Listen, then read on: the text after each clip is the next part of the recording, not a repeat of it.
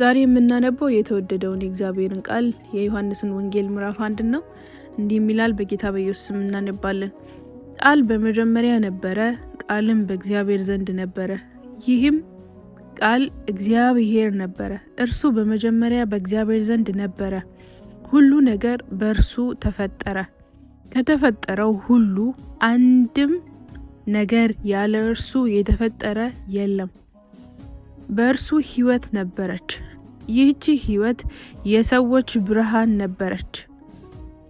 ብርሃን በጨለማ ያበራል፣ ጨለማ ብርሃንን ከቶ አያሸንፈውም። ከእግዚአብሔር የተላከ ዮሐንስ የሚባል አንድ ሰው ነበረ።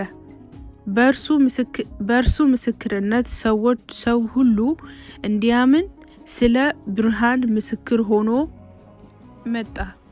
እርሱ ስለ ብርሃን ሊመሰክር መጣ እንጂ እርሱ ራሱ ብርሃን አልነበረም። ይህ ብርሃን ወደ ዓለም የሚመጣና ለሰው ሁሉ ብርሃንን የሚሰጥ እውነተኛ ብርሃን ነበረ። እርሱም በዓለም ነበረ፣ ዓለምም የተፈጠረው በእርሱ ነው፣ ዓለም ግን አላወቀውም። ወደ ወገኖቹ መጣ፣ ወገኖቹ ግን አልተቀበሉትም። ይሁን እንጂ ለተቀበሉትና በስሙ ላመኑ የእግዚአብሔር ልጆች የመሆንን መብት ሰጣቸው።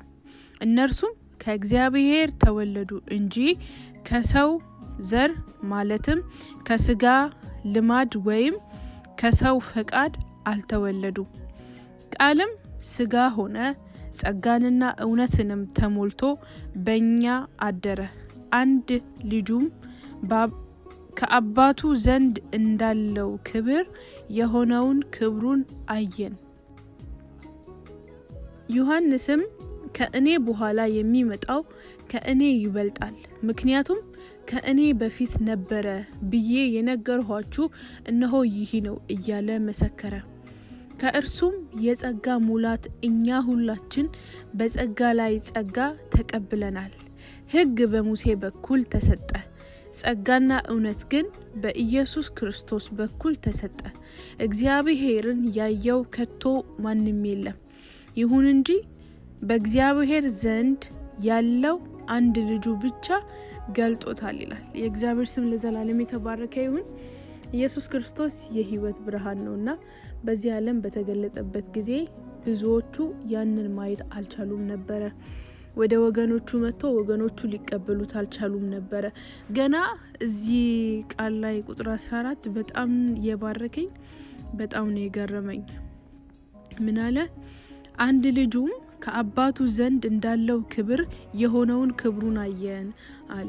በእርግጠኝነት እነዚህ ኢየሱስ ክርስቶስ በመካከላቸው የተመላለሰ ብዙ አይሁዳውያን ሲመለከቱት በአባቱ ዘንድ ክብሩ የነበረውን ኢየሱስን በክብሩ ሳይሆን ሲመለከቱት ይሄ የአናጺው የዮሴፍ ልጅ አይደለምን?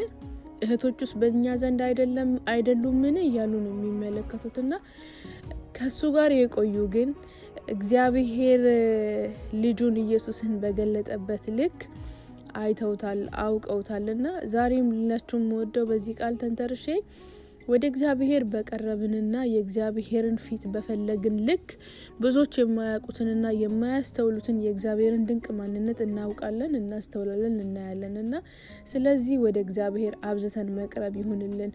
ሌሎች የማያስተውሉትን ነገር ማስተዋል እንድንችል፣ ይሄ ፍጥረታዊው ዓለም ሊያውቀው የማይችለውን የእግዚአብሔርን ምስጢር መረዳት እንድንችል እለት እለት ወደ እግዚአብሔር እንቅረብ። ምክንያቱም እነ ዮሐንስ ያዩት ይህንን ክብር የሆነውን ክብሩን የተመለከቱት እግዚአብሔር ስለረዳቸውና እነሱም ወደ እግዚአብሔር ስለቀረቡ ነውና ወደ እግዚአብሔር መቅረብ ይሁንልን።